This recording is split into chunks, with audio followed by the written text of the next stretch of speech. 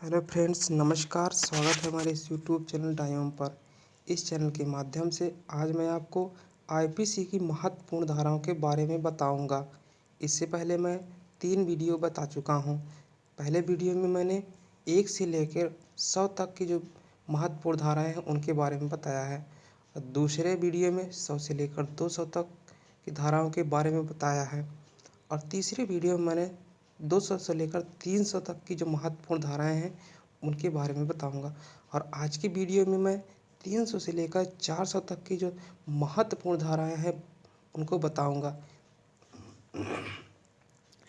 इस 300 से लेकर 400 तक की धाराओं में जो जितनी भी आपराधिक धाराएं होती हैं, जहाँ तक मुझे लगता है वो 300 से 400 के बीच में ही आती हैं। जैसे कि मैं एग्जांपल दे दूं आपको, 302, 301, 304, 376, 398, 370, 371, ये सारी धाराएं 300 से 400 के बीच में हैं। तो देर न करते हुए आइए वीडियो को शुरू करते हैं। अगर आप हमारे चैनल पर नए हैं तो चैनल को सब्सक्राइब कीजिए, लाइक कीजिए और अपने दोस्तों के साथ शेयर करना ना भूलिए। और आप लास्ट में पूरा वीडियो देखने के बाद कमेंट बॉक्स में ये बताएं कि आपको वीडियो कैसा लग रहा है। अगर सुधार की ज़रूरत है तो उसे भी ज़रूर बताएं। तो आइए शुरू करते हैं। पिछली वाली एक धारा देख लेते हैं। धारा 299 में आपराधिक मानव वध के बारे में बताया गया है। धारा 300 में हत्या के बारे में बताया गया है। 301 में जिस व्यक्ति की मृत्यु कारित करने का आशय था उससे भिन्न व्यक्ति की मृत्यु करके आपराधिक मानव वध, मतलब ये कि कोई भी अपराधी किसी दूसरे के को मारना चाहता था लेकिन गलती से किसी अन्य को मार दिया, तो वो व्यक्ति धारा 301 के अंतर्गत अपराधी है। धारा 302 के लिए क्या है? हत्या के लिए दंड, ये तो आप सभी जानते हैं। धारा 303 क्या? आजीवन सिद्ध दोष द्वारा हत्या के लिए दंड, मतलब कोई भी अपराधी है और उसको आजीवन कारावास मिल चुका है और उसने फिर से दंड दिया, किसी को मृत्यु दंड, उसको मार डाला किसी व्यक्ति को, तो उसके विरुद्ध धारा 303 लगेगी। 304 क्या है? हत्या की कोर्ट में न आने वाले आपराधिक मानव के लिए दंड। अगली धारा है धारा 304 ए, उपेक्षा द्वारा मृत्यु कारित करना। धारा 304 बी में है दहेज मृत्यु। ये सबसे महत्वपूर्ण धारा है, क्योंकि आजकल जो समाज में दहेज के लिए किसी भी औरत को मार दिया जाता है तो उसके विरुद्ध धारा 304 भी लगती है। धारा 305 में शिशु व उन्मत्त व्यक्ति की आत्महत्या का दुष्प्रेरण, मतलब कोई छोटा बच्चा है या फिर जो पागल व्यक्ति है उसको आत्महत्या के लिए उकसाना। इसके लिए अगर वो मृत्यु हो जाती है उस पागल व्यक्ति या फिर बच्चे की, तो वह व्यक्ति 305 के लिए धारा 305 के अंतर्गत अपराधी होगा। धारा 306 में है आत्महत्या का दुष्प्रेरण, मतलब कोई भी व्यक्ति आत्महत्या के लिए किसी दूसरे व्यक्ति को उकसाता है तो वो धारा 306 के तहत अपराधी है। धारा 307 हत्या करने का प्रयत्न, कोई भी व्यक्ति किसी व्यक्ति को मारने का प्रयास करता है तो वो धारा 307 के अंतर्गत अपराधी है। धारा 308 आपराधिक मानव वध करने का प्रयत्न करना, कोई भी व्यक्ति अपराधी है और उसको मारने के लिए जाना, दो धारा 308 के अंतर्गत अपराध के अंतर्गत आता है। धारा 309 ये जो है आत्महत्या करने का प्रयत्न, कोई भी व्यक्ति, मतलब आप खुद मर नहीं सकते, अगर आपने प्रयास किया धारा मरने का, अगर आप बच गए, अगर कानून की नज़र में आ गए तो आपको धारा 303(9) के अंतर्गत कुछ महीने आपको जेल की हवा काटनी पड़ेगी। तो अगली बार से आत्महत्या करने से पहले बार बार सोचिएगा कि हाँ करना है या नहीं। धारा 310 में क्या है? किसी की भी को ठग करना, मतलब उसके साथ धोखा करना, ये जो है धारा 310 के तहत अपराध है। धारा 311 में क्या है? दंड के लिए प्रावधान किए गए हैं। धारा 312 में गर्भपात कराना, मतलब कोई भी महिला किसी भी गर्भवती महिला का अल्ट्रासाउंड कराना और उसमें देखना कि वो लड़का है या लड़की। अगर उसमें लड़की है और गर्भपात करा देते हैं तो वो भी एक अपराध है। या फिर किसी अन्य कारणों से बिना कानूनी सलाह लिए अगर आप जो है गर्भपात कराते हैं तो धारा 320 के तहत धारा 312 के तहत आप अपराधी हैं। धारा 313 में स्त्री की सम्मत के बिना गर्भपात कराना, मतलब कुछ ऐसे व्यक्ति होते हैं समाज में जो बिना स्त्री की सम्मत के ही लड़की है तो उसको गर्भपात करा देते हैं, तो ये भी एक अपराध है। धारा 314 में गर्भ कारित करने के आशय से किए गए कार्य द्वारा कारित में, मतलब कोई भी व्यक्ति या फिर औरत पुरुष जो है किसी महिला का गर्भपात करवाता है या फिर स्वयं महिला अपना गर्भपात कराती है तो उसकी मृत्यु हो जाती है, तो वो उसमें जो दोषी व्यक्ति हैं उनको धारा 314 के तहत अपराधी माना जाएगा। धारा 315 में शिशु का जीवित पैदा होना रोकने या जन्म के पश्चात उसकी मृत्यु कारित करने के आशय से किया गया कार्य। धारा 316 में ऐसे कार्य जो आपराधिक मानव वध की कोटि में आता है, किसी सजीव अजात शिशु की मृत्यु कारित करना। धारा 317 में से उसके पिता या माता या उसकी देखरेख रखने वाले द्वारा 12 वर्ष से कम आयु के शिशु का आरक्षित डाल दिए जाना और परित्याग करना। धारा 318 में मृत शरीर के गुप्त व्ययन द्वारा छिप जाना, मतलब कोई भी जो किसी मृत शरीर है और उसके जो जन्म तिथि है उस मृत शरीर के गुप्त व्ययन द्वारा जन्म छिपाना, मतलब कोई भी व्यक्ति है उसके मानव अंगों का अपराध, मतलब उसके मानव अंगों को बेचना भी एक अपराध है। धारा 319 में औपाधिका के बारे में बताया जाता है। 320 में घोर औपाधि, मतलब जो प्लानिंग करते हैं उनके बारे में बताया गया है। धारा 321 स्वेच्छा उपाधि कारित करना। धारा 322 में स्वेच्छा घोर उपाधि कारित कराना। धारा 323 स्वेच्छा उपाधि कारित करने के लिए दंड। 324 खतरनाक आयुधों या साधनों द्वारा स्वेच्छा या उपाधि करना। इस वर्ड का मुझे मतलब नहीं समझ में आ रहा है तो आप इसको गूगल सर्च कर लीजिए या फिर किसी वकील से आप बात कर सकते हैं उपाधि का मतलब क्या होता है। 325 में स्वेच्छा घोर उपाधि कारित करने के लिए दंड। 326 में खतरनाक आयुधों या साधनों द्वारा स्वेच्छा घोर उपाधि कारित करना। 326 से एसिड हमले।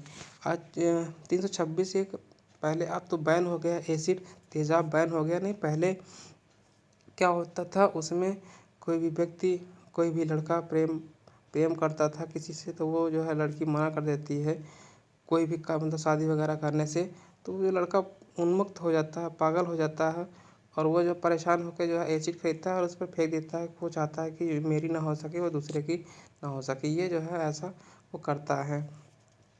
ऐसा नहीं करना चाहिए। या फिर जो है कोई भी व्यक्ति किसी व्यक्ति को जो है अंग विक्षिप्त करना चाहता है, मतलब सुंदर है उसको उसके ऊपर एसिड फेंक देता है तो वो खराब लगने लगता है, ये भी एक अपराध है एसिड फेंकना भी। 326 एसिड हमले करने का प्रयास करना, मतलब कोई भी व्यक्ति एसिड हमला करने गया और वो फेल हो गया तो वो भी जो है धारा 326 बी के तहत अपराधी होगा। धारा 327 संपत्ति उद्यापित करने के लिए या अवैध कार्य कराने को मजबूर करने के लिए स्वेच्छा उपाधि कारित करना। धारा 328 अपराध के आशय से विष इत्यादि द्वारा उपहारित कराना, मतलब कोई भी व्यक्ति किसी भी व्यक्ति को विष द्वारा मारना चाहता है, मारने का प्रयास करता है तो धारा 328 के तहत अपराधी होगा। धारा 329 संपत्ति उत्पादित कराने के लिए या अवैध कार्य कराने को मजबूर करने के लिए स्वेच्छा घोर उपादित करना। धारा 330 संस्कृति स्थापित करने या विवश करके संपत्ति का प्रत्यावर्तन कराने के लिए स्वेच्छा उपाधि कारित कराना। धारा 331 संशोधित उत्पादित करने के लिए विवश करके संपत्ति का प्रत्यावर्तन कराने के लिए स्वेच्छा घोर उपाधि कारित कराना। धारा 332 लोक सेवक अपने कर्तव्य से भयोपरत करने के लिए स्वेच्छा उपाधि कारित कराना। धारा 333 लोक सेवक को अपने कर्तव्य से भयोपरत स्वेच्छा घोर उपाधि कारित करना।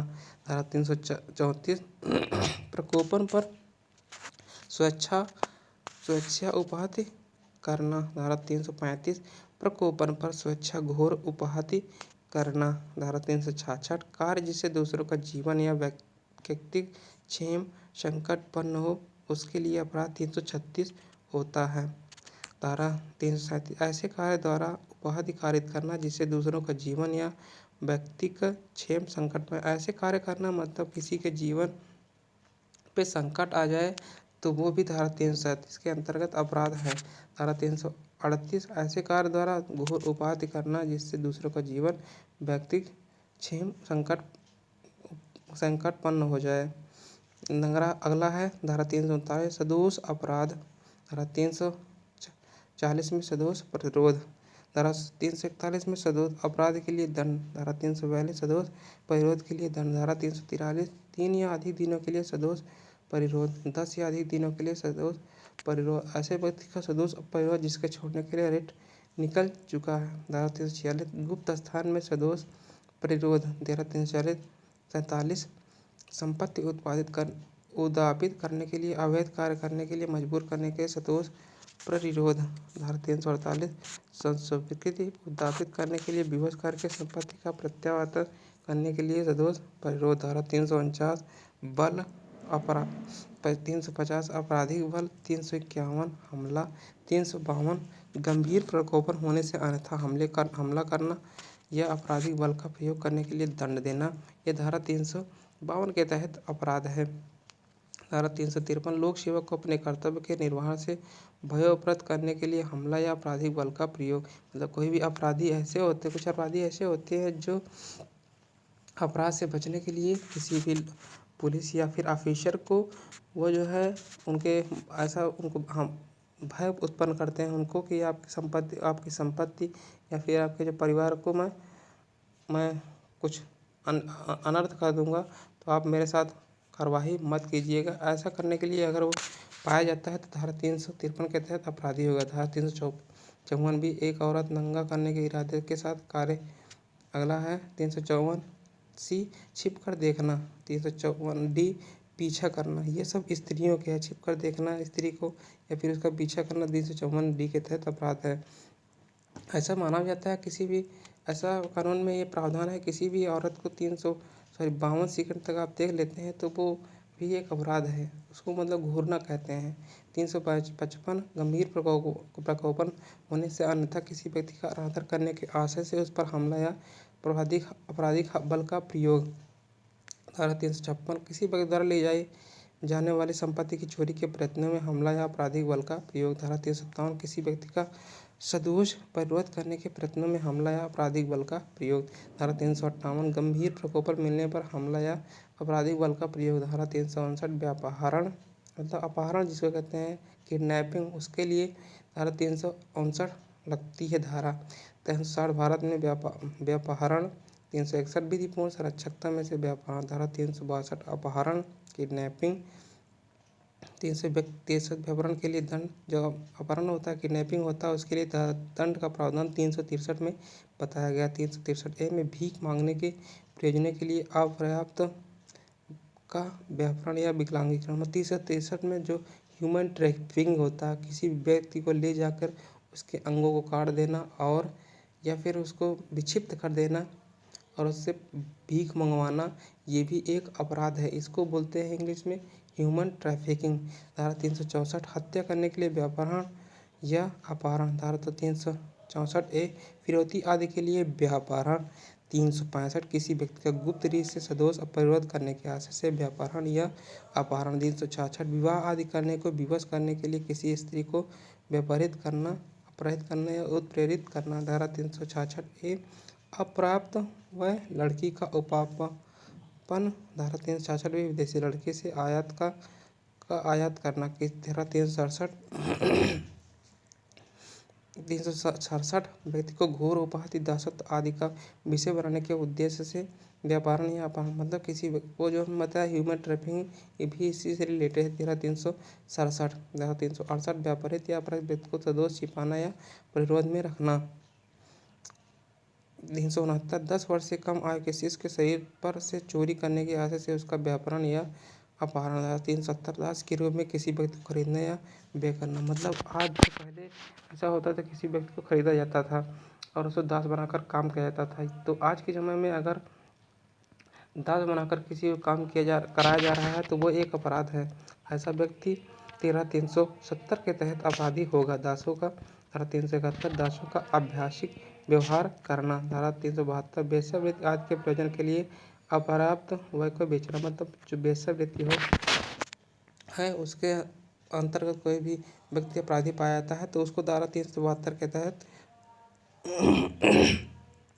अपराधी माना जाता है। धारा 373 में भी यही प्रावधान है। धारा 374 में विधि विरुद्ध अनिवार्य श्रम करना भी, मतलब कोई भी कार्य है वो जो है कानून के विरुद्ध कर रहे हैं तो वो भी जो है एक अपराध है। धारा 374 के अंतर्गत 375 बाला मतलब जो धारा 375 है उसमें जो बलात्कार होते हैं उसके लिए भी 375 के लिए उसमें प्रावधान है। और दंड का प्रावधान 376 में दिया गया है। वो जो उसकी परिभाषा, बलात्कार की परिभाषा जो है, दुष्कर्म की परिभाषा 375 में है और 376 में उसके लिए दंड का प्रावधान है। अगर ऐसा व्यक्ति पाया जाता है तो उसको पहले तो थाने में ले जाकर खूब कुटाई होती है और उसके बाद फिर कुटाई होती है और उसके बाद उसको सज़ा मिलती है। सजाए मौत, या आज के समय तो सजाए मौत है, और या फिर उनको आजीवन कारावास भुगतना पड़ता है। 376 पृथक कर दिए जाने के दौरान किसी पुरुष द्वारा अपनी पत्नी के साथ संभोग। 376 भी लोक सेवक द्वारा अपनी अपेक्षा में किसी स्त्री के साथ संभोग, मतलब 376 में कोई भी पुलिस या फिर ऑफिसर किसी भी स्त्री के साथ पुलिस कस्टडी में है तो उसके साथ गैर व्यवहार करना ये भी एक अपराध है। 376 जेल, प्रशासन गृह आदि के द्वारा संभोग। 376 अस्पताल के प्रबंध या कर्मचारी वृंद आदि किसी द्वारा उस अस्पताल में किसी स्त्री के साथ संभोग। तो ये सब जो है धारा 376 में ABCD देकर जेल, अस्पताल, लोक सेवक आदि द्वारा जो अपराध किए जाते हैं वो बताया गया। धारा से अगली है धारा 377 प्राकृतिक विरुद्ध अपराध। 378 में क्या है? 378 में चोरी के लिए दंड का प्रावधान है। चोरी की परिभाषा दी गई है और दंड का प्रावधान 379 में चोरी के लिए दंड का प्रावधान किया गया। 380 में निवास गृह आदि में चोरी। 381 में लिपिक या सेवक द्वारा स्वामी के कब्जे में संपत्ति की चोरी। 382 में चोरी करने के लिए मृत्यु, उपहत्या या अपराध अवरोध करने के पश्चात चोरी। 383 में उद्यापन। धारा 384 में उद्यापन के लिए दंड। 385 में उद्यापित करने के लिए किसी व्यक्ति को क्षति के भय में डालना। 386 में किसी व्यक्ति को मृत्यु या घोर उपाहत के भय में डालकर उद्यापन। 387 में उद्यापन करने के लिए किसी व्यक्ति को मृत्यु या घोर उपाहत के भय में डालना। 388 में मृत्यु या आजीवन कारावास आदि से दंड अपराध का अभियोग लगने की धमकी देकर उद्यापन। 389 में उद्यापन करने के लिए किसी व्यक्ति को अपराध का अभियोग लगाने के भय में डालना। 390 में लूट ये होती है, या फिर लूट में क्या होता है, कोई भी व्यक्ति किसी घर में घुसता है और तोड़ फोड़ मचाकर कैसी भी सामान को उठा ले जाता है। और चोरी में क्या होता है, उसमें सामान को तस्त नष्ट नहीं किया जाता है। डकैती होती है, डकैती दिन में होती है, वो बलपूर्वक की जाती है। 392 में लूट के लिए दंड का प्रावधान है। 393 में लूट करने का प्रयत्न करने के, अगर कोई व्यक्ति लूटने के इरादे से जाता है और लूट नहीं पाता है, पकड़ा जाता है तो भी 393 के तहत अपराधी है। लूट करने में स्वेच्छा उपाधि खारिज करना। 375 में डकैती के लिए दंड का प्रावधान है। 391 में डकैती का प्रावधान है, लेकिन 395 में डकैती के लिए दंड का प्रावधान है। 396 में हत्या सहित डकैती, मतलब कोई भी व्यक्ति डकैती करने के इरादे से जाता है लेकिन कोई व्यक्ति उसमें व्यवधान डालता है तो उसको मार डालता है अपराधी, तो उसको 396 के तहत अपराधी माना जाएगा। 397 मृत्यु या घोर उपाहत खारिज करने के प्रयत्न से लूट या डकैती करने के प्रयत्न के साथ लूट या डकैती। धारा 398 घातक आयुध से सज्जित होकर लूट या डकैती करने का प्रयत्न। धारा 399 डकैती करने के लिए तैयारी करना। धारा 400 में डाकुओं की टोली का होने के लिए दंड। तो आज का वीडियो आपको कैसा लगा कमेंट बॉक्स में ज़रूर बताएं। Thanks for watching. अगले वीडियो में मैं आपको 400 से लेकर 500 के बीच की धाराओं के बारे में बताऊंगा। Thanks for watching. जय हिंद, जय भारत।